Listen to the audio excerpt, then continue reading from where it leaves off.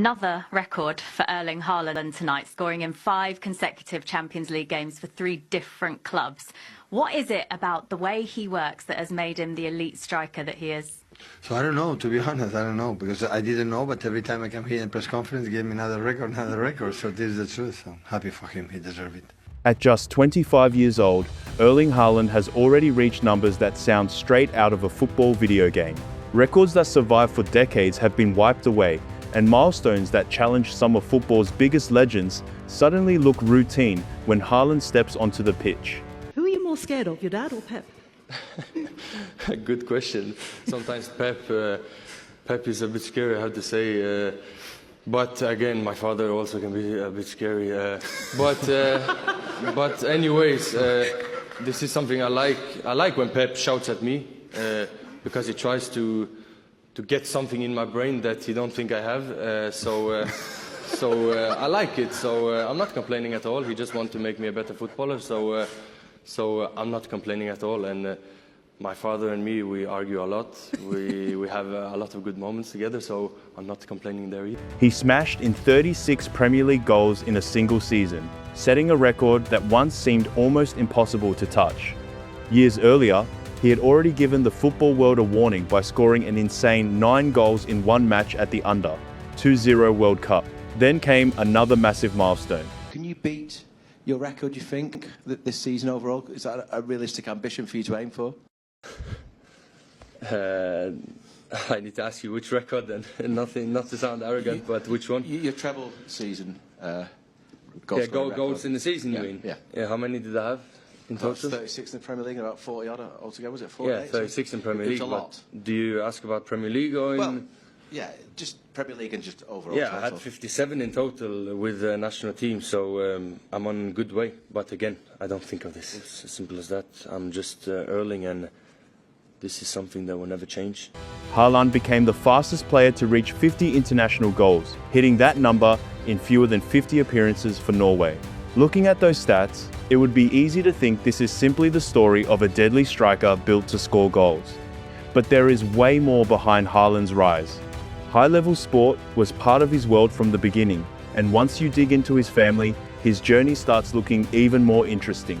His father, Erling Haaland, played Premier League football before injuries eventually ended his career.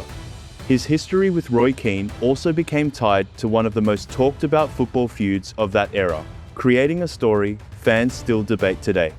Haaland's mother, Marita Braut, had serious athletic credentials of her own as a successful athlete in Norway.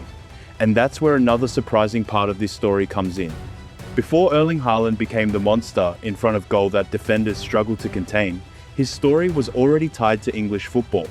He was born in Leeds while his father was playing there, but when Erling was 3, the family packed up and returned to Norway. That move would become an important piece of a much bigger football story, because Haaland's rise isn't simply about a gifted kid training hard until he reached the top. I was in Italy and I see Erling Haaland and I freak the out because I know my son would be so excited. You know, it's like his thing. So I'm like such a loser FaceTiming at this event being like, Saint, you'll never guess who I ran into. And I'm like FaceTiming him and I'm like, what? I've turned into this person. I've turned into this person that like, I'm sorry. His journey looks more like a rare combination of genetics, perfect timing, serious athletic roots, and relentless work all being pushed in one direction: football. Now, with Norway making serious noise on the international stage, the spotlight isn't only on Haaland's goals anymore. Do you think you can break all of the records in English football? I don't like to think too much about records, but I have a long contract at City. I'm enjoying myself. I'm playing good football. I have good teammates, so read a bit between the lines and you will kind of have a little bit of my answer, but stay humble, relax, take game by game. Jamie can't read. People are digging deeper into how this scoring machine was actually built. And that takes the story somewhere unexpected, back to a fierce football rivalry that was already boiling before Erling was old enough to understand what was happening. The 26th of April, 2001, Old Trafford, Manchester. Erling's father, Erling Haaland, is playing for Manchester City against bitter rivals Manchester United. Everyone keep on telling me about your record with 260. Do not tell me you haven't got one eye on 261. If I know you, you have. Okay, I have. No, but again, I don't think you can think of this far ahead. You need to focus on what's next, and then when you do that, it builds up normally to much more goals. You know. Then, United captain Roy Keane comes charging into a challenge on Alf Ing. In seconds, the moment becomes one of the Premier League's most infamous tackles, adding another explosive chapter to a rivalry that had already become deeply personal. That tackle looks savage, but this is where the story often gets twisted.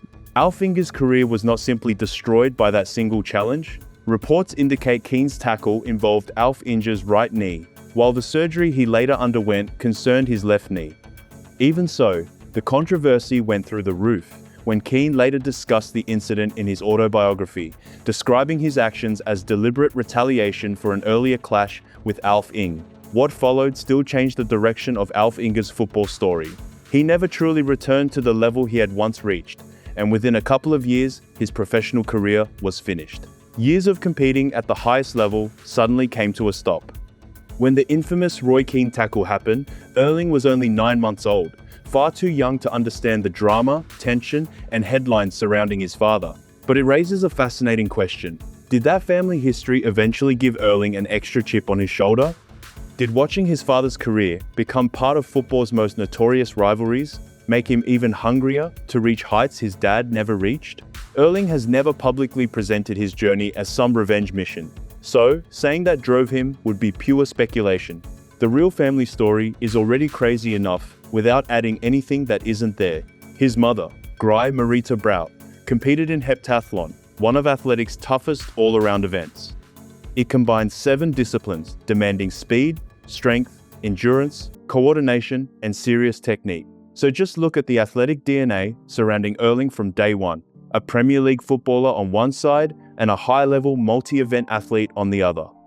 Then, their son grows to roughly 1.95 meters, develops frightening speed, becomes incredibly powerful, and starts banging in goals at a rate that barely looks normal. Erling Haaland didn't become this kind of striker because of one secret ingredient. It's a rare mix of genetics, environment, serious training, mentality, and opportunity all landing in the same player. Born in Leeds in July 2000, while his father was playing for Leeds United, Erling's connection to England started immediately. But he wouldn't stay there for long. He grew up in Bryn, Norway, a small town of roughly 12,000 people, where his competitive side started showing early. And football wasn't even his only game. As a kid, Haaland tried handball, golf, track and field, and almost anything that gave him a chance to compete.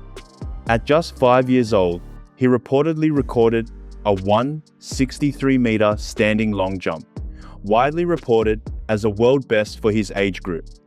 Around that same age, he entered Bryn's football setup. Slowly, one sport started separating itself from everything else, and football became the main obsession. But going from a small Norwegian town to becoming a nightmare for defenders across Europe wasn't some smooth ride straight to the top. Haaland needed several key stops that sharpened different parts of his game. And once his senior career begins, the numbers start getting ridiculous. Haaland makes his senior start with hometown club Bryn while still only 15. Before fully establishing himself in the first team, he's already cooking for Bryn's reserves, scoring 18 goals in just 14 matches. At 16, he moves to Molde, where he works under Ole Gunnar Solskjaer. Then comes Red Bull Salzburg and a much bigger spotlight. That's when clubs across Europe really start paying attention. Because this towering Norwegian kid isn't just scoring anymore. He's putting up numbers that are becoming impossible to ignore. By the 2019-20 UEFA Champions League, Haaland isn't some hidden Norwegian prospect anymore. He's 19 years old, wearing Red Bull Salzburg colours, and suddenly lining up against European giants like Liverpool and Napoli. Then, the goals start coming fast. He scores on his Champions League debut, scores again in his second appearance, then his third, fourth, and fifth.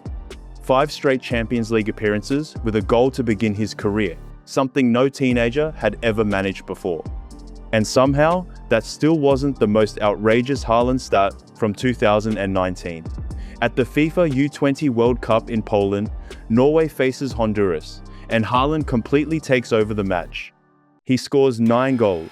Not across the tournament, not across several games. 9 goals in one match. Norway destroys Honduras 12-0, while Haaland sets the record for the most goals scored by one player in a single FIFA U20 World Cup game. The numbers are starting to look straight up unreal. By December 2019, Borussia Dortmund has seen more than enough. The German club signs him from Salzburg, with the transfer fee widely reported at around €20 million. Looking back now, that price seems almost ridiculous. Then comes his Bundesliga debut against Augsburg. Haaland starts on the bench, enters the game, and bangs in a hat-trick like he's been playing in Germany for years. So when Manchester City triggers his reported €60 million release clause in 2022, nobody is discovering Haaland anymore. The secret is long gone. Europe's biggest clubs already know exactly what this guy can do, and Manchester City is about to put him inside one of football's most dangerous attacking machines.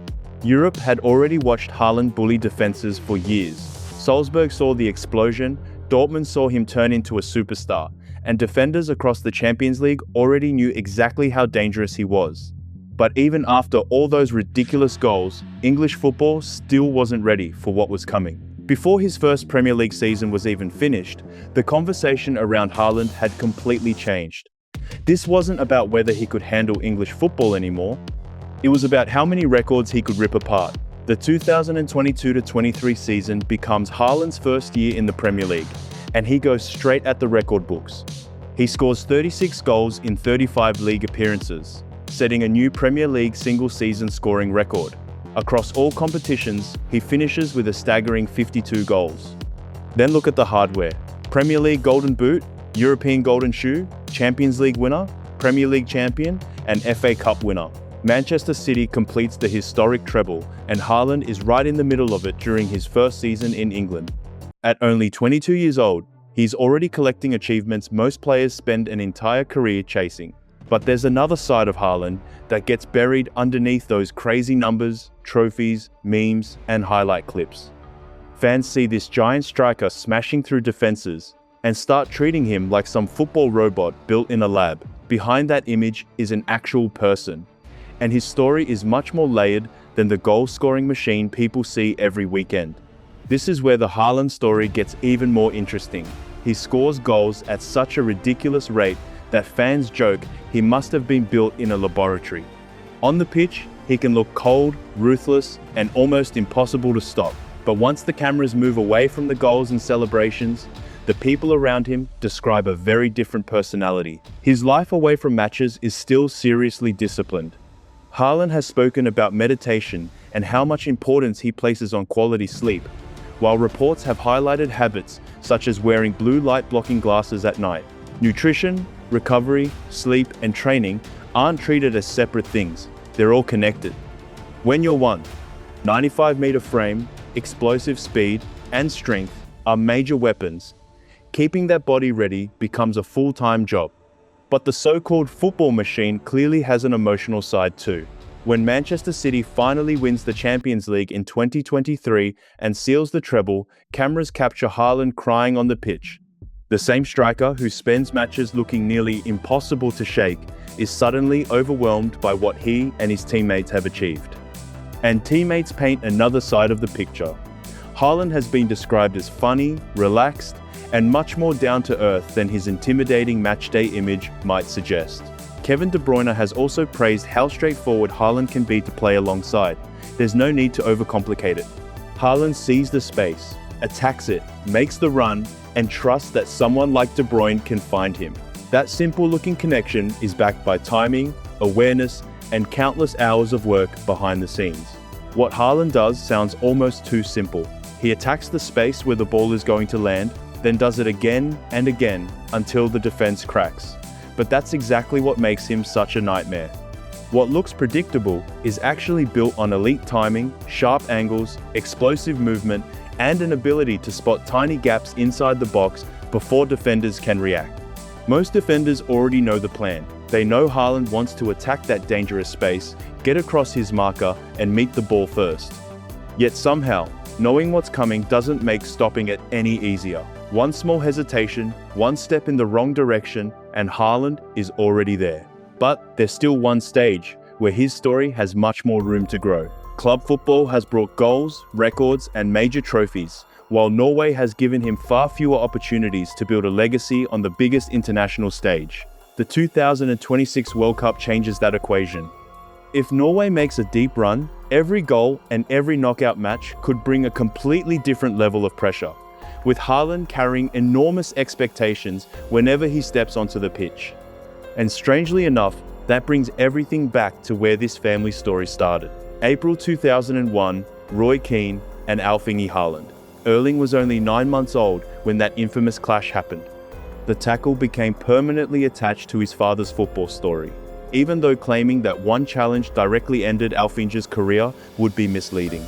Years later, the Haaland name is connected to a very different fight for football history. A quarter of a century after that infamous chapter involving his father, Erling now gets to sit back and watch his son attack records at the highest level of football. One generation watched injuries complicate and eventually shorten its Premier League journey. The next produced one of the most lethal goal scorers the sport has seen. It's the kind of family storyline that almost sounds written for a movie. Erling was born in Leeds. His father spent important years playing in English football, and one of the Premier League's most notorious rivalries became permanently linked with the Haaland name. Now, Erling has the opportunity to write a completely different chapter involving the country where his own story began. But the facts matter here, because the legend has sometimes become bigger than what actually happened. Roy Keane's infamous tackle did not single-handedly end Erling Haaland's career. His injury history was more complicated than that, and reducing everything to one challenge creates a misleading version of events. Still, the Haaland family's long connection with English football means a huge Norway versus England showdown would naturally come with an extra layer of history and drama. Then you look at Erling's numbers, and the whole thing gets even crazier. 36 Premier League goals in one season, 52 goals across all competitions that same campaign, 9 goals in a single FIFA Under, 2-0 World Cup match, the treble, the Premier League Golden Boot, the European Golden Shoe, Norway's scoring records. The list is already stacked. But one massive achievement remains outside his collection: winning a major international trophy with Norway. Club football has already delivered records, medals, championships, and worldwide fame. International football offers Haaland a completely different challenge. International football gives Haaland something club football simply can't: a chance to drag Norway into territory his father's generation never reached and build a completely different kind of legacy. That's what makes his career so unusual. For most players, winning the treble, destroying the Premier League scoring record, and becoming their country's all-time leading scorer would already sound like the final chapter of an incredible career. With Haaland, it somehow feels like we're nowhere near the ending. Every record he breaks immediately creates a new target. Every trophy makes expectations even heavier. Every ridiculous scoring run leaves people wondering what he could possibly do next. That's the strange price of making crazy numbers look normal. Score once and people want to. Score twice and they're already waiting for the hat trick. Go a few matches without finding the net, and suddenly the questions start flying. Is something wrong? Has he lost his touch? The standard Haaland created for himself is now almost absurd. And the scary part for defenders is his age. Haaland is moving into the years when elite strikers are expected to become even more dangerous. The strength is already there. The speed, movement, positioning, and ruthless finishing have been there for years. Now, he's stacking experience on top of all of it, learning defenders, reading matches better, and understanding exactly when to make his move. Because the kid from Brighton didn't reach football's biggest stage and decide the job was done, he reached the top while still looking capable of unlocking another level. And maybe that next level isn't about adding another 5 or 10 goals to an already ridiculous total. At this point, bigger numbers alone barely change the way people see Haaland. The real battle now isn't about proving Haaland can score goals, it's about legacy. When his career finally ends, where does his name actually sit among football's biggest icons? That's where the debate gets spicy, because statistics only tell part of the story. The legends people remember most are usually defined by what they produced when everything was on the line. Knockout matches, finals, title races, and those massive moments when one touch can flip an entire season. Haaland lives with that pressure every week. Defenders study his runs frame by frame. Coaches build detailed plans around blocking his service and keeping him away from dangerous areas. Critics can jump on every quiet performance, while social media can turn one missed chance into a massive argument about his entire game. Yet Haaland keeps coming back with the same mission: find the next goal. And maybe that's what makes him so difficult to deal with. After all the records, trophies, hype, criticism, and non-stop attention, the basic job hasn't changed. Find space, attack it, and finish. Everybody in the stadium knows what he's trying to do, but knowing the plan and actually stopping it are two completely different things. The problem gets even deeper when you see how opponents have adapted around him. Teams aren't simply preparing to defend Manchester City anymore. They're preparing specifically for Haaland. Centre-backs stay tighter, midfielders sink deeper, and defensive lines change their positioning because one badly timed step can open exactly the gap he's hunting. That creates a strange situation. The more dangerous Haaland becomes, the more entire teams reshape themselves just to contain him. And when all that attention actually keeps him off the score sheet, critics can suddenly act like something has gone seriously wrong. When Haaland doesn't score, critics can talk like he wasn't even involved. But that's where the box score can hide what's really happening. Sometimes his biggest damage comes without touching the ball at all. One aggressive run can drag two defenders with him, rip open a gap, force a centre-back out of position, and suddenly one of his teammates has space to attack.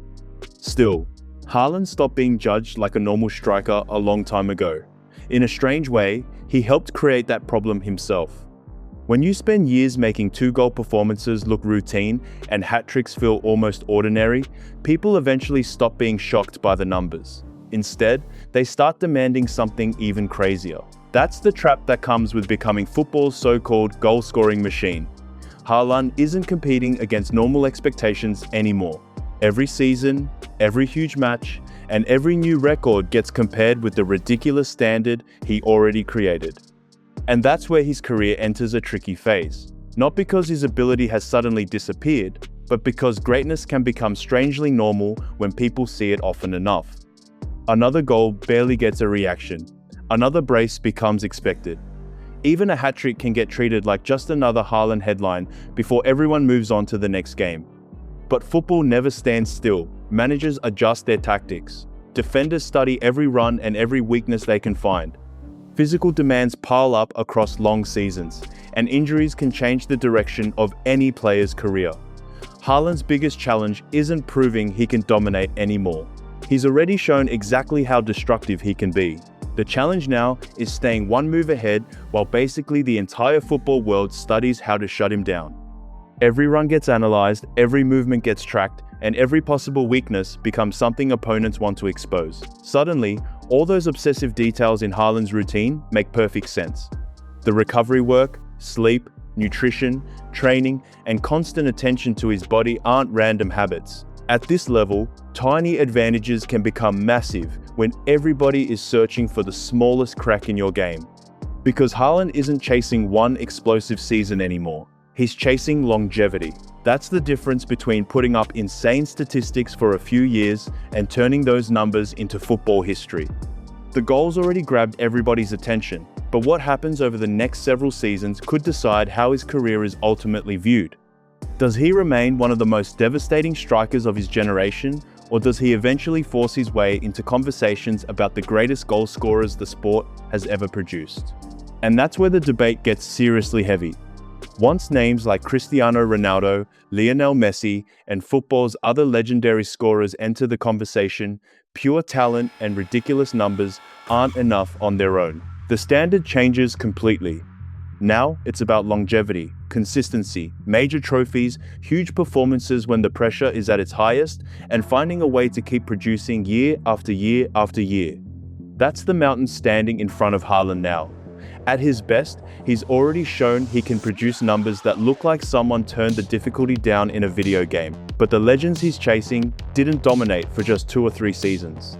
They stayed dangerous while opponents adapted, managers changed, teammates came and went, and their bodies survived thousands of brutal minutes at the highest level. And the clock never stops.